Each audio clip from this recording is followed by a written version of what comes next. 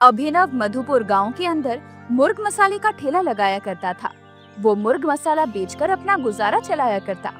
उसके पास मुर्ग मसाला चावल के साथ, रोटी के साथ, दोनों के साथ उपलब्ध था। एक दिन अभिनव मधुपुर गांव के अंदर आवाज लगा रहा था। आओ आओ, अभिनव का मुर्ग मसाला खाओ, रोटी के साथ ले जाओ या चावल के साथ, मजे उठाओ। आओ आओ, मुर्ग मसाला ले जाओ, सिर्फ 80 रुपए प्लेट, 80 रुपए प्लेट। अभिनव इसी तरह अपने ठेले पर मुर्ग मसाला बेच रहा था।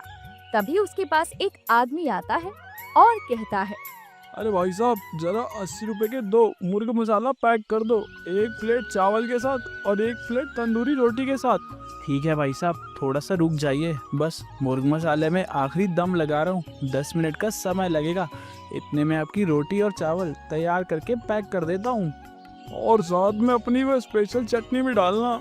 चटनी के बिना तुम्हारे मुर्ग मसाले और रोटी का स्वाद बिल्कुल बेकार लगता है। वह हरी चटनी अगर सूखी रोटी के साथ भी मिल जाए तो भी तुम्हारे खाने का स्वाद बढ़ ही जाता है। अभी दे देता हूँ भाई साहब, बस 10 मिनट का इंतजार कर लीजिए। अभिनव मुर्ग मसाला तंदूरी रोटी और चावल के साथ बेच देता है। उसने उस आदमी को भी दोनों ही चीजें पैक करके दे दी। अब आदमी वहां से अपना सामान लेकर चला गया। ऐसे ही पूरे दिन उसके ठेले पर बहुत सारे ग्राहक आए और शाम तक उसकी अच्छी खासी कमाई हुई। जब वो कमाई लेकर घर गया तो उसकी पत्नी ने कहा, ये क्या, आज भी बस 1500 की कमाई हुई है। मैंने तो सोचा था तुम्हारे साथ शादी करके मैं अपने जीवन में राज करूंगी, लेकिन यहाँ तो देखो क्या हाल हो गया है। नहीं आरती, कमाई तो पूरी 2500 रुपए की हुई है, लेकिन मैंने 1000 सामान लाने के लिए रख लिए हैं। अगर सामान नहीं लाऊंगा तो अगले दिन ठेला कैसे लगाऊंगा? और अगर एक दिन में 1500 रुपए आ रहे हैं तो यह कहीं से भी कम नहीं है। नहीं अभिनव, अब तो हमारे घर में 2 बच्चे हैं, उनका भी ख्याल रखना पड़ता है। और तुम्हारी माँ, वो जब देखो बीमार रहती है, उनकी दवाइयों पर भी बहुत खर्चा हो जाता है। मुझे कम से कम 2000 दो। अभिनव अपनी पत्नी से बहुत प्यार करता था और पूरे घर का खर्च उसकी पत्नी ही चलाया करती थी। इसीलिए वो उससे बहस नहीं करता और उसे 2000 दे देता है और अपने पास 500 रख लेता है और अपने मन में कहता है, अच्छा हुआ कि मेरी 3000 की कमाई हुई थी और मैंने आरती को बताया नहीं, वरना ये और पैसे मांगती। औरतों को जितने भी पैसे दो उसे कम ही लगते हैं। अगले दिन फिर से अभिनव अपना मुर्ग मसाला तंदूरी रोटी का ठेला लगाता है और आवाज लगाने लगता है, आओ आओ, आ गया है तुम्हारा अपना पहले वाला मुर्ग मसाला तंदूरी रोटी वाला। आओ आओ, आ गया है तुम्हारा अपना ठेला वाला मुर्ग मसाला तंदूरी रोटी वाला। अभिनव अपनी आवाज लगाने के बाद खुद से कहता है, मैंने हमेशा सबका भला ही किया है, सब लोगों को अच्छा खाना खिलाया है, अपनी बीवी का भी अच्छे से ख्याल रखता हूँ। कहते हैं कि अच्छे के साथ अच्छा होता है। कोई ऐसा तरीका होता जिससे मुझे अपने खाने के दाम भी नहीं बढ़ाने पड़ते और मेरी कमाई भी बढ़ जाती। अभिनव वैसे ही आवाज लगा रहा था कि तभी जादुई रंग बिरंगी रोशनी उभरती है और अभिनव के ठेले से कुछ दूर एक औरत प्रकट होकर कहती है, अच्छा, तो आज मुझे इस मनुष्य की मदद करने के लिए भेजा गया है। मैं प्रत्येक दिन किसी न किसी भले मनुष्य की मदद करती हूँ और आज अभिनव मुर्ग मसाला तंदूरी रोटी वाले का दिन है, लेकिन मैं इसकी मदद अपने जादू के साथ साथ सूझबूझ से भी करूंगी। अब औरत आकर तंदूरी रोटी और मुर्ग मसाला मांगती है। जैसे ही अभिनव उसे तंदूरी रोटी मुर्ग मसाला देता है, तभी वो औरत एक चुटकी बजाती है और अभिनव का हाथ अपने आप हिलने लगता है और तंदूरी रोटी गलती से मसाले की हांडी में गिर जाती है और मसाले में भीग जाती है। माफ करना बहन जी, ये रोटियां भीग गई हैं, मैं आपको दूसरी रोटियां बनाकर अभी दे देता हूँ। यही तो औरत का जादू था।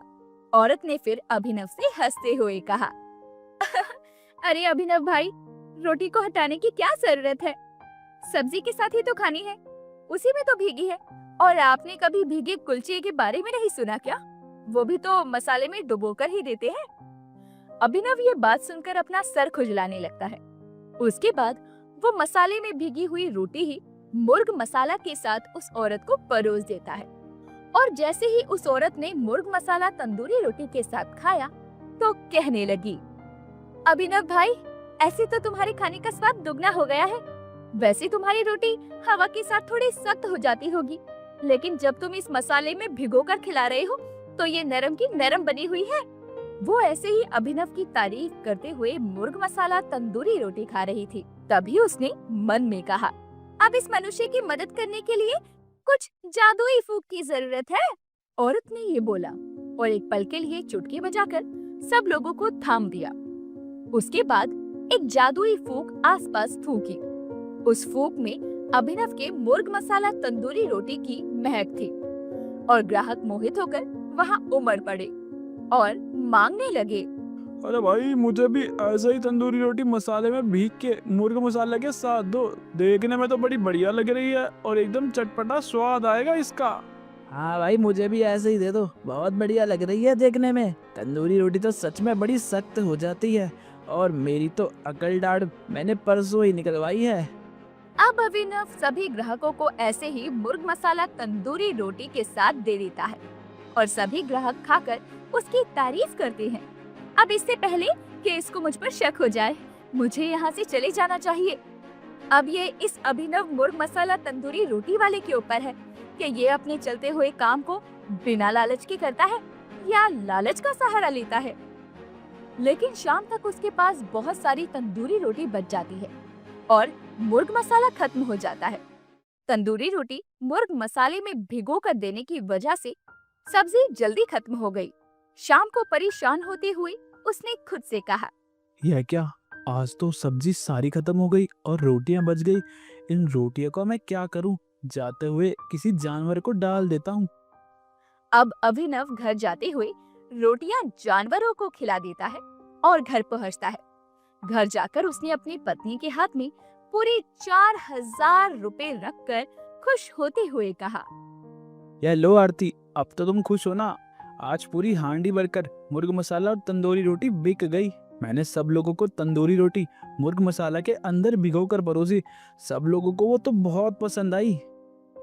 अभिनव की बात सुनकर आरती खुश तो होती है, लेकिन उसके मन में लालच पनप जाता है और वो कहती है, वाह, अरे ये सब तो ठीक है, लेकिन इस तरह तुम्हारी सब्जी जल्दी खत्म होगी, उसके बारे में कुछ सोचा है तुमने? हाँ, सोचा है ना। अब से मैं 5 किलो की जगह 7 किलो मुर्ग मसाला बनाया करूंगा। हांडी भी बड़ी इस्तेमाल कर लूंगा।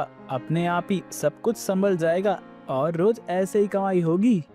अरे बुद्धू, इन सबसे अच्छा है तुम अपने मुर्ग मसाले में थोड़ा सा पानी बढ़ा दो, जिससे तुम्हारी लागत भी कम आएगी और 5 किलो की जगह 7 किलो मुर्ग मसाला बनाने की कोई जरूरत नहीं है। तुम कैसी बात करती हो आरती? मैं अपने ग्राहकों के साथ इतना बड़ा धोखा नहीं कर सकता हूँ। अगर मैंने ऐसा किया और उन्हें इस बात की भनक भी लग गई तो वह लोग मेरे ठेले पर आना बंद कर देंगे। वैसे भी मधुपुर गांव में मुर्ग मसाले का पहले से ही 60 ठेले हैं। यह तो हमारी किस्मत अच्छी है कि फिर भी मेरे ग्राहक हमेशा मेरे ही ठेले पर आते हैं। आप सोचते बहुत ज्यादा हैं। इतना ज्यादा अगर काम कर लोगे तो हम जमींदार की तरह गांव में हवेली बनाकर बैठेंगे। आपसे जितना बोला है उतना करो, आपको मेरी कसम। तभी वो जादुई औरत फिर से अदृश्य अवस्था में वहां प्रकट हुई और ये सारा नजारा देखकर अपने मन में बोली, देखते हैं अब अभिनव कितना लालच करता है और कल कितना पानी मिलाता है। ये बोलकर वो वापस से गायब हो गई। आरती की बात सुनकर अब अभिनव के पास कोई चारा नहीं था। अगले दिन जब अभिनव अपने घर में मुर्ग मसाला बनाने की तैयारी कर रहा था, तो आरती के कहे अनुसार उसने उसमें थोड़ा पानी मिला दिया ताकि मुर्ग मसाला कम ना पड़े। रोटी भी थोड़ी ज्यादा बनाने के लिए आटा तैयार करके रख दिया और खुद से कहा, आटा तैयार कर दिया है, रोटियां तो ठेले पर गर्मा गर्म बनेगी। सब्जी गर्म करके परोसता रहूंगा। अब जल्दी से नहा लेता हूँ और काम पर निकलता हूँ। अभिनव ये बोलकर मुर्ग मसाला धीमी आंच पर पकने के लिए छोड़कर नहाने चला जाता है। तो वहीं आरती रसोई में आती है और मुर्ग मसाले की कढ़ाई को देखकर खुद से कहती है, मेरे पति से वफादारी का भूत नहीं जाएगा, इसलिए एक काम करती हूँ, इसमें थोड़ा सा पानी और बढ़ा देती हूँ। अभी तो वो इसको थोड़ी देर और धीमी आंच पर पकाएंगे, पानी तो वैसे भी कम हो जाएगा, किसी को क्या पता चलने वाला है। आरती ये बोलकर थोड़ा सा पानी और बढ़ा देती है और उसके बाद घर के बाकी कामों में लग जाती है। अदृश्य औरत फिर से प्रकट हुई और कहने लगी, अभिनव तो इतना लालची नहीं है, लेकिन इसकी पत्नी में लालच कूट कूट कर भरा है। कोई बात नहीं, देखते हैं अब क्या होता है। ये बोलकर वो औरत तो गायब हो गई और अभिनव कढ़ाई को बिना देखे ठेले पर रख देता है और बेचने के लिए निकल जाता है। उसके बाद अभिनव अपनी मुर्ग मसाले की हांडी को 2 बर्तनों में डाल देता है और कहता है, तंदूरी रोटी लोगों को मसाले वाली पसंद आ रही है। इस मुर्ग मुसल्लम को 2 जगह पलट देता हूँ, एक खाने के लिए दूंगा और एक रोटियों में भिगो कर रख लेता हूँ। लेकिन जैसे ही उसके ठेले पर ग्राहक आते हैं तो वो देखता है तंदूरी रोटी जिस मुर्ग मसाले में भिगो कर रखी थी वो रोटियां पूरी तरह से गीली होकर गल चुकी थी। उसने अपने मन में कहा, यह क्या, मैं तो इतना पानी नहीं डाला था, फिर ये रोटियां इतनी कैसे गल गई? ये जरूर आरती की कारस्तानी है। कोई बात नहीं, अब क्या कर सकते हैं, ग्राहक आया है तो उन्हें ये खिलानी होगी। क्या पता ग्राहकों को यह भी पसंद आ जाए। अभिनव ने ये सब कुछ किस्मत के भरोसे छोड़ दिया और ग्राहकों को वो आधी गली मुर्ग मसाला की रोटियां ही मुर्ग मसाले के साथ परोस दी। लेकिन ग्राहकों ने जैसे ही उसे खाया तो बुराई करने लगे। माना कि बेटा मैं बुजुर्ग हूँ, पर इतना भी बुद्धू नहीं हूँ जितना तू मुझे समझ रहा है। ये गली हुई रोटियां खिला रहा है, कुछ दिन पुरानी है क्या ये रोटियां जो मसाले में भिगो कर रखी थी ताकि किसी को पता ना चले। हमारी गलती है। मधुपुर गांव में इतने सारे मुर्ग मसाला तंदूरी रोटी वाले हैं और हम बार बार इसके पास चले आते हैं, तभी तो इसके इतने भाव बढ़ गए हैं। सारे ग्राहक जाने लगते हैं। शाम तक अभिनव की एक प्लेट भी मुर्ग मसाला तंदूरी रोटी नहीं बिकती और तंदूरी रोटी के साथ बेचने के लालच में उसने चावल बनाए नहीं थे। उदास होकर वो घर आया तो उसने आरती को खूब सुनाया। वो जादुई औरत भी अदृश्य अवस्था में प्रकट हो गई और आरती ने कहा, मुझे माफ कर दीजिए, हमें कभी भी किसी के काम में दखल अंदाजी नहीं करनी चाहिए। आप जैसे भी अपना काम कर रहे थे बहुत अच्छी तरह कर रहे थे, मैंने ही उसमें दखल अंदाजी करने की कोशिश की। मैं आपसे माफी मांगती हूँ, आज के बाद में ऐसा कभी नहीं होगा। अभी भी कुछ नहीं बिगड़ा है आरती, मैं अपने सभी ग्राहकों को संभाल सकता हूँ, लेकिन आज के बाद तुम मेरे ठेले और मेरे ठेले के काम से दूर रहोगी। अच्छा हुआ, यहाँ मुझे ना अपने जादू की चुटकी की जरूरत पड़ी और ना ही फूंक की, और इस मुर्ग मसाले वाले की लालची बीवी खुद ही सुधर गई। अब अगले दिन अभिनव अपनी समझदारी दिखाते हुए 7 किलो मुर्ग मसाला बनाता है और ठेले पर लेकर बेचने के लिए निकल जाता है। धीरे धीरे उसके रूठे हुए ग्राहक भी मान जाते हैं, क्योंकि अभिनव के हाथों में मधुपुर में मुर्ग मसाला तंदूरी रोटी बेचने वालों से ज्यादा स्वाद था। धीरे धीरे उसका काम फिर से अच्छा चलने लगता है और अब आरती, जो कि अभिनव को बेकार में ताने दिया करती थी, वो सुधर जाती है और अभिनव जितने पैसे देता उसी में संतुष्ट हो जाती है और फिर कभी उसके काम में दखल अंदाजी नहीं करती। मनोहर भीमपुर गांव के अंदर मटन चावल का ठेला लगाया करता था और उसके पास मटन चावल खाने के लिए बहुत लोग आया करते।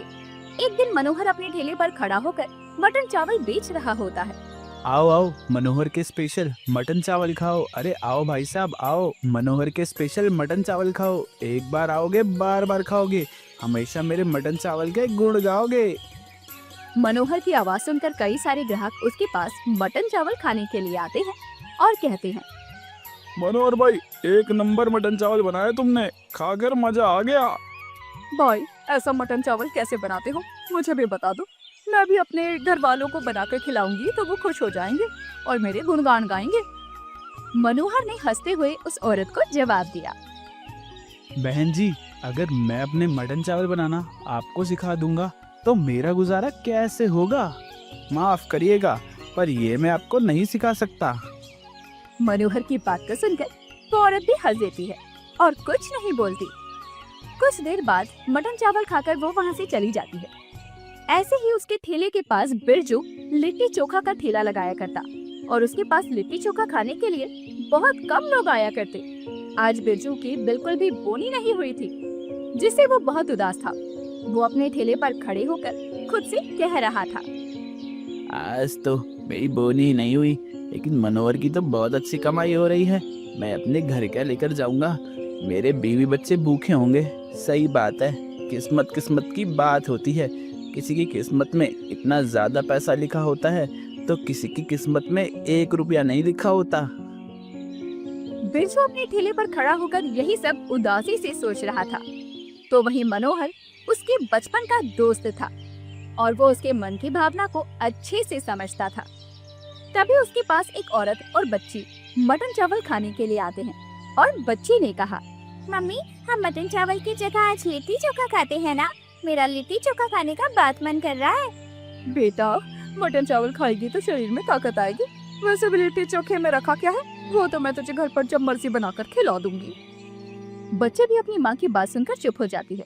मनोहर ने ये सारी बातें सुन ली थी और वो अपने मन में कहने लगा, आज का मेरा धंधा बहुत अच्छा हो गया, लेकिन बिरजू की बिल्कुल भी कमाई नहीं हुई है। मुझे उसके लिए भी कुछ सोचना चाहिए। मनोहर खुद से ये बात बोल ही रहा था कि तभी वो औरत जो अपनी बेटी के साथ उसके ठेले पर आई थी, वो मनोहर से कहती है, मनोहर भाई लगा दीजिए मेरे लिए और मेरे बेटे के लिए एक एक प्लेट मटन चावल, बहुत भूख लगी है। मनोहर ने उदास चेहरा बनाकर उस औरत से कहा, माफ करना बहन जी, मटन चावल तो खत्म हो गए, आप लोगों ने आने में देरी कर दी। कोई बात नहीं मनोहर भाई, हम लिट्टी चोखा ही खा लेते हैं। अब वो औरत अपनी बेटी को लेकर बिरजू के ठेले पर लिट्टी चोखा खाने के लिए जाती है। ये देख बिरजू भी खुश हो जाता है और उन दोनों को लिट्टी चोखा खिला देता है।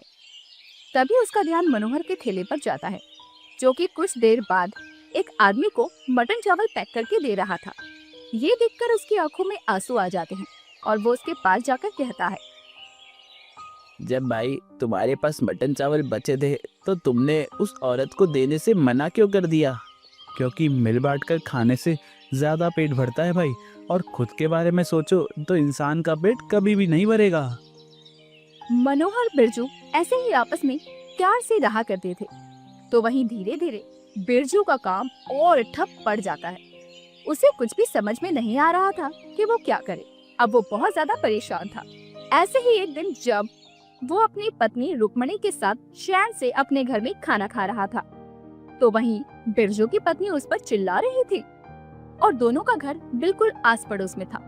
ये आवाज मनोहर के कानों तक भी आ रही थी। अजी, आपको कितनी बार कहा है कि अगर ये काम आपकी बस की नहीं है तो कोई और काम कर लीजिए, शहर चले जाइए। लेकिन मैं अपने परिवार वालों के साथ रहना चाहता हूँ। अगर मैं शहर चला गया तो मैं अपने परिवार से दूर हो जाऊंगा। रेखा, तुम इतनी छोटी सी बात क्यों नहीं समझती हो?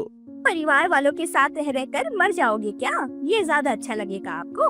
अरे कोई और काम धंधा क्यों नहीं करते? जहाँ एक तरफ बिरजू और रेखा के बीच में बहसबाजी हो रही थी, तो वहीं मनोहर ये बातें सुनकर खाना खाते खाते रुक जाता है। रुक्मणी ने उसे बड़ी प्यार से देखा और कहा, बिल्कुल कृष्ण सुदामा जैसी दोस्ती है आप दोनों की। बहुत अच्छा लगता है आप दोनों की दोस्ती देखकर। आपके पास जो मटन बचा था उसकी बिरयानी थोड़ी ज्यादा बन गई थी मुझसे। आप ये बिरयानी रेखा दीदी को देकर आ जाइए। बिरयानी खाकर उनका सारा गुस्सा गायब हो जाएगा। मनोहर अब अपनी मटन चावल की बिरयानी रेखा को दे आता है। रेखा का गुस्सा वो बिरयानी खाकर शांत हो जाता है। ऐसे ही कुछ दिन गुजरते हैं। मनोहर के ठेले पर फिर से बहुत सारे ग्राहक थे और बिरजू के ठेले पर बहुत ही कम ग्राहक आए। तभी गांव का जमींदार बिरजू के ठेले पर आया और उसे धमकाने लगा।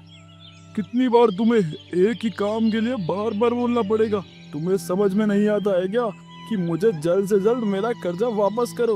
वह तो मैं तुम पर दया करके तुम्हें कुछ नहीं कह रहा, इसका मतलब यह नहीं है कि तुम मेरे सर पे चढ़ जाओगे। माफ कर दीजिए जमींदार जी, मेरी तो कमाई ही नहीं हो रही, तो मैं आपके पैसे कहाँ से चुकाता। लेकिन मैं जल्द से जल्द आपके पैसे चुकाने की पूरी कोशिश करूंगा।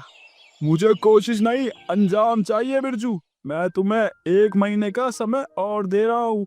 अगर तुमने मुझे मेरे पैसे नहीं लौटाए तो मुझसे बुरा कोई नहीं होगा। वही जमींदार ये बोलकर चला जाता है। बिरजू उसकी बातें सुनकर उदास हो जाता है। मनोहर को समझ में नहीं आ रहा था कि वो उसकी मदद कैसे करे।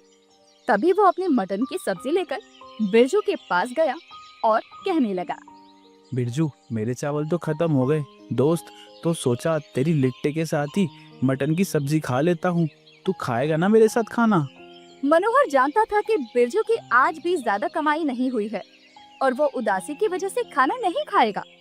इसलिए मनोहर उसके साथ दोपहर का खाना खाने के लिए एक कोने में बैठ जाता है।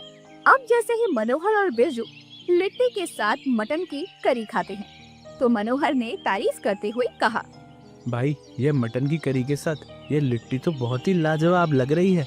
मैं मानता हूँ कि गांव के अंदर हर कोई अपने घर में चोखा बना लेता है, बल्कि हर गरीब इंसान चोखा बनाकर ही खाता है, लेकिन तुम्हारी जैसी लिट्टी कोई नहीं बना सकता। क्यों शर्मिंदा करता है दोस्त? तेरे मटन की करी के आगे मेरा लिट्टी चोखा कुछ भी नहीं है। हाँ, मेरी लिट्टी कैसी बनती है ये मुझे मेरी दादी ने सिखाई थी, बस मैं उससे कुछ मसाले डालता हूँ। तभी मनोहर को एक तरकीब सोचती है और उसने कहा, बिरजू, कल से तेरे दिन बदलने वाले हैं, ये एक दोस्त का वादा है तुझसे। बिरजू कुछ भी नहीं कहता क्योंकि उसे कोई उम्मीद नहीं थी। तो वहीं अगले दिन मनोहर अपने ठेले पर एक बोर्ड लगा लेता है, गरीब मटन करी लिट्टी वाला। ये पढ़कर कई सारे ग्राहक आते हैं। तो वहीं बिरजू भी जैसे ही अपना लिट्टी का ठेला लेकर आता है तो कहता है, ये सब क्या कह रहा है भाई?